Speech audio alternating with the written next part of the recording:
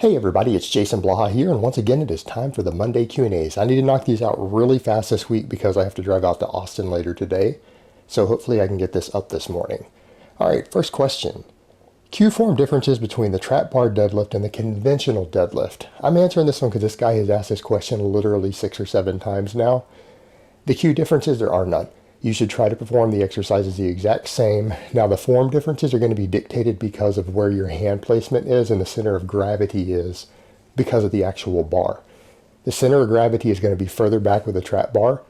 Therefore, you're going to end up getting more quad activation and less lower back activation. And that's the whole idea. That's the reason that people have the trap bar. It changes the bar path in the center of gravity. But you should be attempting to perform the exercises the exact same. All right, question number 2. Could a program like this work? Full body on Monday, Wednesday full body, Friday upper, Saturday lower, or vice versa? The answer is yes. This could very well work. This is a way that you could come in and hit all your major lifts or body parts 3 times a week while doing a 4-day-a-week frequency. Now, the thing is, you're doing this probably just because you want to be lifting 4 days a week, not because you're seeking an actual benefit. The odds that you're actually going to make better gains as a result of doing it this way 4 days versus 3 really isn't there. You're probably not going to make any better progress, but if you actually just really want to lift 4 days a week, that would be a good way to go about it while maintaining your 3-day-a-week frequency on everything. But just remember, you're doing that purely for psychological preference because you enjoy that more. All right, next question. I'm doing an old school bodybuilding routine, full body naturally. Which one from the era would you recommend? I don't necessarily recommend that you take an exact program from that era.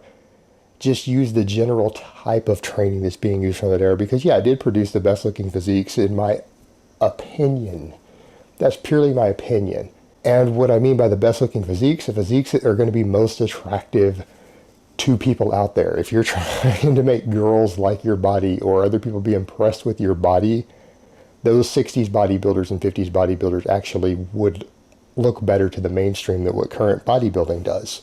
And that's how they train. They train full body. Now you could take any of their type of programs and incorporate modern knowledge and modern periodization and modern progression into it while still following some of their basic templates. That's kind of what I did with the novice 5x5.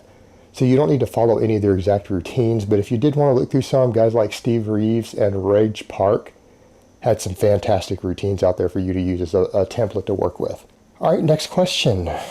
Could you get more in depth why you chose doing high reps and giving up high frequency of training for the next stage of recomp cut? It looks like you gave up what you've been preaching for quite some time. What I'm doing there, I'm not necessarily giving up what I'm preaching because I'm still doing full body 3 days a week. I still have major barbell movements in there. Most of my lifts are big, heavy barbell exercises. I'm still focused upon progression and getting stronger. I'm still using a lot of exercises with a pause element for more explosiveness in there. Deadlifts, Pendlay rows, pause bench, all that stuff. So I haven't changed in that regard. What I'm doing is that I'm trying to focus on something that's going to be a very efficient program that people who are not in a calorie surplus can use for recomposition. It's going to be a type of training that a lot of easy gainers, as I termed it, could utilize. And I'm trying to write an actual system that I'm going to use myself that I will later be able to market and that will actually work for people who have bodies similar to me in the regards that they gain body fat really easily. So I'm trying to devise an entire system that I'm going to use myself because that's something that's always been pointed out in the past with me is that, oh, follow Blaha's routines if you want to look like Blaha. I don't follow any of the routines that I've written. My training doesn't look anything like the programs that I put out for people. Those programs are put out for people with certain goals and certain levels of expertise and experience.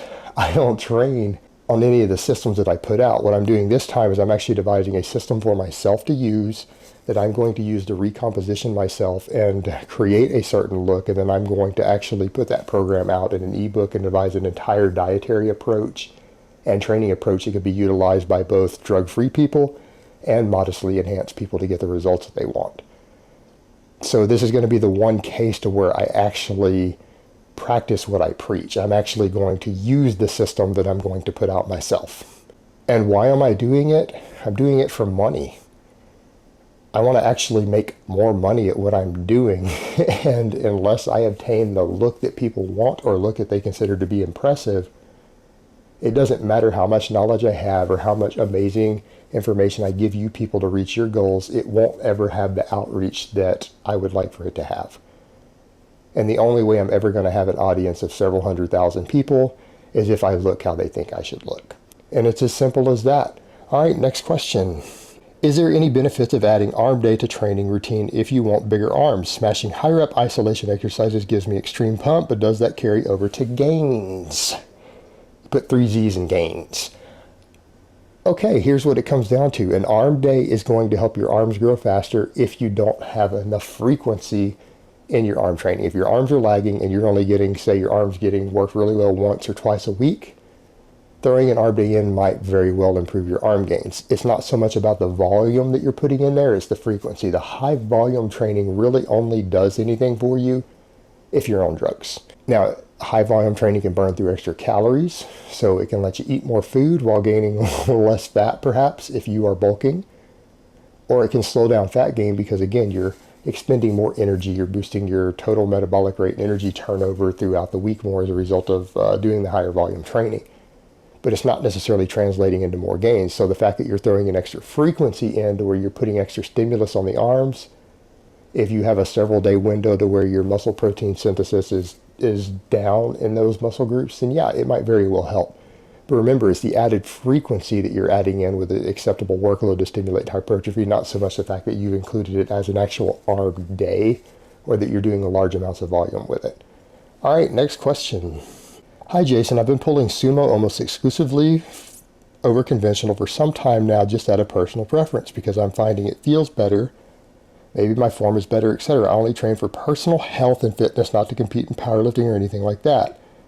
Is there any reason I should push myself to go conventional, or would sumo alone be fine for general strength training? I would rather you do sumo than no deadlift at all. I'm not a fan of the sumo. To me, the sumo is a lift that's been created to cut the range of motion down on the sumo or on the deadlift and to take some of the back out of it and to put more hip and quad and everything into it. So the issue you're running into there is that you're changing the emphasis of the deadlift to other muscles that are probably already being worked very effectively on your squat.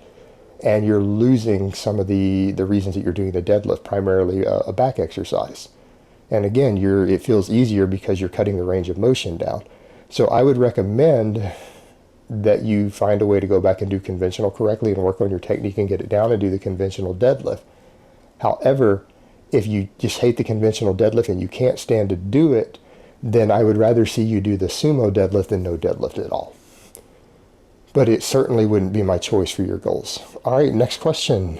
If one can't train for 1 to 2 weeks during a cut, should he go into a caloric surplus or at least maintenance for a short period of time upon resuming training to regain strength faster and to lose less muscle overall? Honestly, there's no right or wrong answer to that. It's personal preference. Are you willing to accept the muscle loss? Now, the big question becomes, why in the world would you continue your cut when you can't train? Well, actually, I kind of had to do that myself during my international move. I was under a lot of stress, cutting, wasn't eating, and I went like a month without being able to lift. I did lose muscle mass, but I regained it. But the point with that is, if you can avoid it, you should try to avoid that situation to begin with. But if you've cut and you've lost muscle mass as a result of not training during your cut, you have to decide if continuing your cut faster is more important to you than regaining that muscle mass, because you can always regain it down the road. So there isn't a right or wrong answer. It's a matter of what's most important to you for reaching your goals, and can you live with it in the meantime? How important is it for you to finish your cut in a given timeline? That's really what it comes down to, your individual goals and what you can accept and can't accept. There's not a right or wrong answer. All right, next question. I'm basically a beginner. I started Stronglifts in April. I can now squat 170 for 5 reps and deadlift 175 kilos for 5 reps. Yet my body weight, 88 kilograms, hasn't changed. Have I put on muscle mass and recomped, or is neural adaptation still responsible for my continual progress?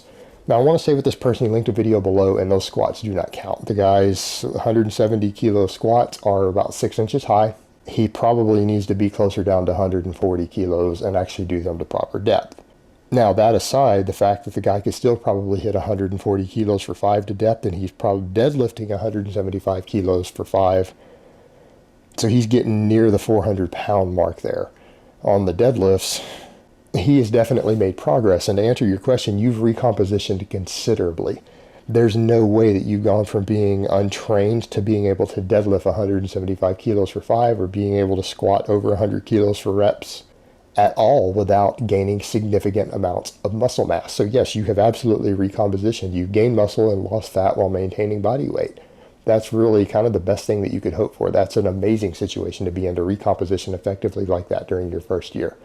So keep doing what you're doing, but you definitely need to get those squats deeper.